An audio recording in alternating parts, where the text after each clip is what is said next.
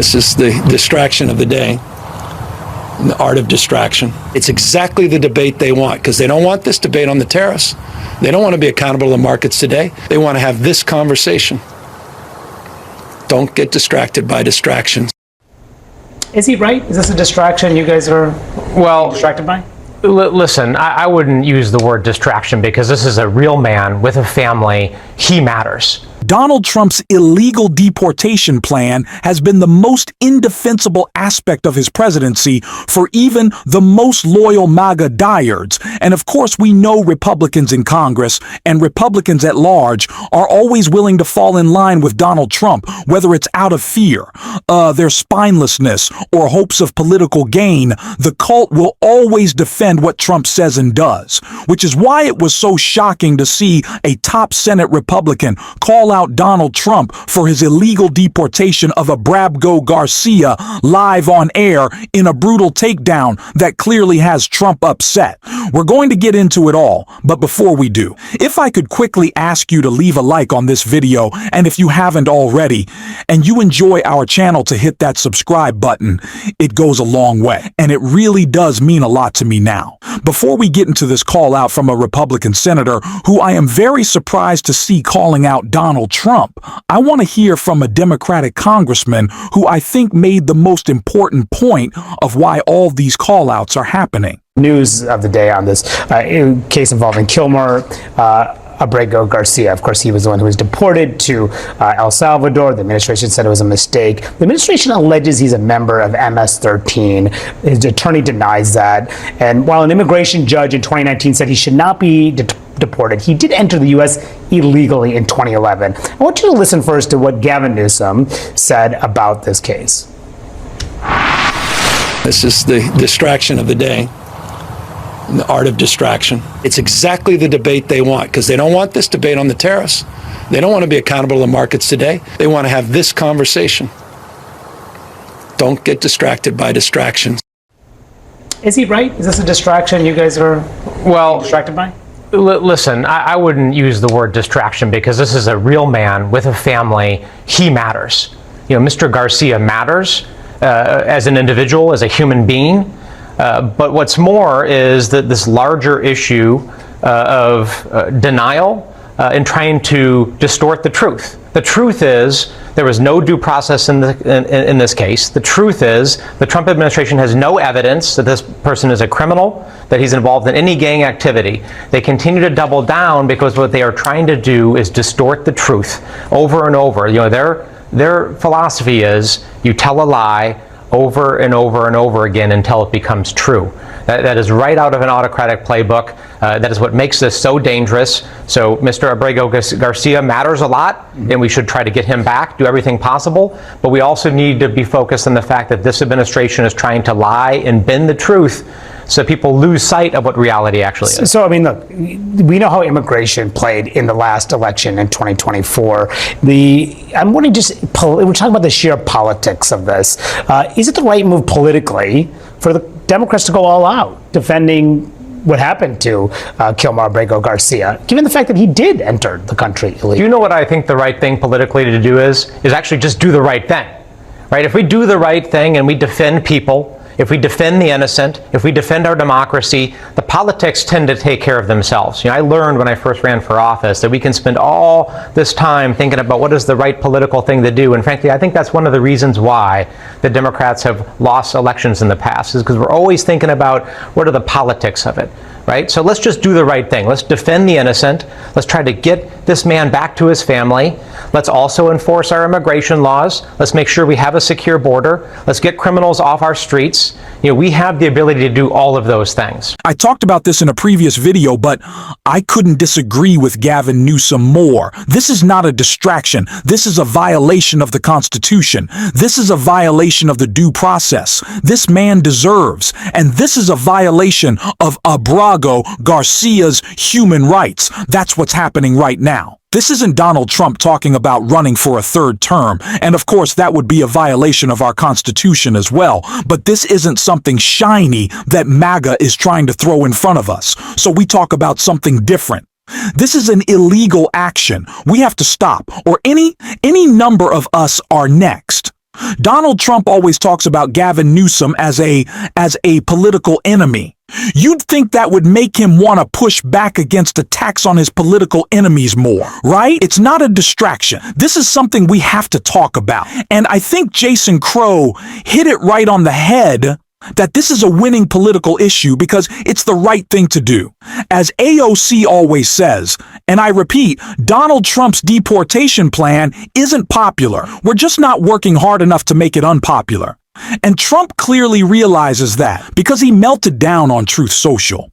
So before we get into that Republican senator, I want to see the little meltdown he had this morning. Trump wrote on Truth Social, and I'm not going to read it all because it is so ridiculous. Happy Easter to all, including the radical left lunatics who are fighting and scheming so hard to bring murderers, drug dealers, dangerous prisoners, and mentally ill and well-known MS-13 gang members and wife beaters back into the country. Happy Easter also to the weak and ineffective judges and law enforcement officials who are allowing the sinister attack on our nation to continue, an attack so violent that it will never be forgotten. Sleepy Joe Biden purposefully allowed millions of criminals to enter our country totally unvetted and unchecked through an open borders policy that will go down in history as the single most calamitous act ever perpetrated upon America.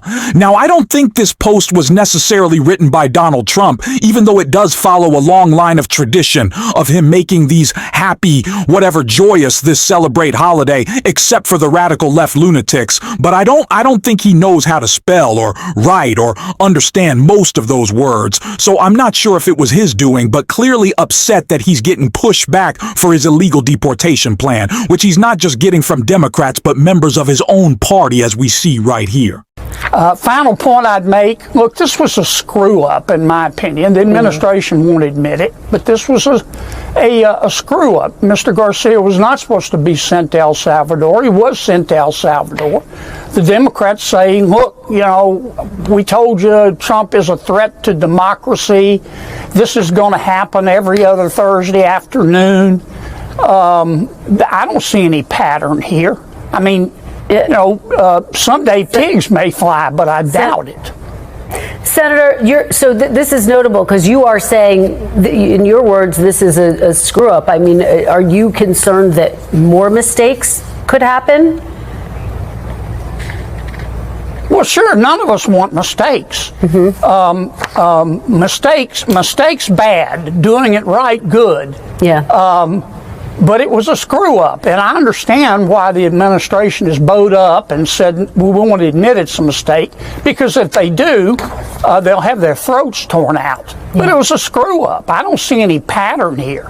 I've been listening to my Democratic friends say for, I don't know, since God was. A Republican senator calling what Donald Trump did a screw up blatantly, calling him out is shocking. I would like it to go a little farther than screw up. I guess we can only ask so much of Republicans here. It was more than a screw up. This was a purposeful attack on due process on our Constitution because, as I always say, I think the Trump administration believes they can violate our Constitution on these particular issues with the expectation that some Democrats won't want to speak out. We just saw that from Gavin Newsom, which is why it is so important. We make sure that we don't let them think that they can violate our Constitution on issues that might be perceived as a little difficult for Democrats to talk about. We cannot allow that to happen. We have to be fighting back all the time. As Senator Van Hollen said, this is not about defending the individual, his character, his background. What this is about is defending due process. That is what we have to focus on. And I promise you, that's pretty popular. I don't think the vast majority of people in this country are okay with Donald Trump on his own whims deciding who gets deported to El Salvador. Of course not. And Jamie Raskin talked more about that in this clip right here. Well, it's a total inversion of the facts of the situation. Justice Alito seems to think that due process applies to government officials. Due process applies to people who are the subjects of governmental coercion. So he summons up all of his outrage to say, how dare they do this to the government in the middle of the night? How dare they move so quickly to protect people from being forcibly expelled from the country and banished? And so that is a completely upside down concept based on what's going on in the country. And I'm glad that his extremism is being isolated, at least right now, on the Supreme Court, and the majority of the court, including Kavanaugh, including Gorsuch, along with the Chief Justice and the three liberals and Amy Coney Barrett, are standing up for due process, which is the barrier between the freedoms and rights of the people and then arbitrary power by the government. That's such a good reminder of due process and who it's supposed to be for, which I think they're completely missing, as well as the 7-2 decision, which is important to remind people of, because that's significant. A lot happened with the Supreme Court this week. I mean, this is a different case than the Kilmar Abrego Garcia case, but after the Supreme Court upheld the district's court order that the administration facilitate his return to the United States, the White House, particularly Stephen Miller, tried to spin it by falsely claiming that the Supreme Court's order upholding the lower court's ruling was unlawful. He claimed they won, too. I'm curious if you think, because they're human beings, these justices, if you think that impacted the decision to do this order, or the specificity, I should say, of this order overnight on Friday night. Well, they must be experiencing some of the vertigo and disorientation of the rest of the country as the Trump administration tramples the rights and freedoms of the people, eviscerates due process, and then lies about what's happening.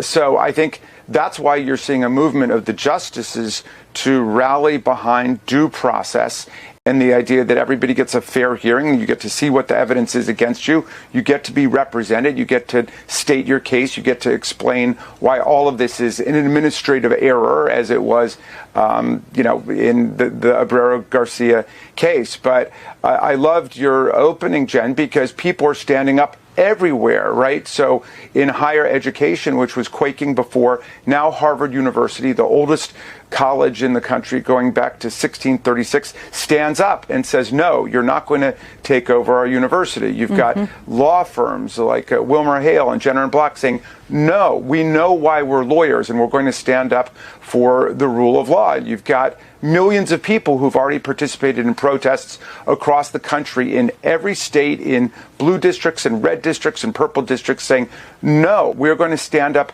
for the Constitution, which is far bigger than any particular politician or administration.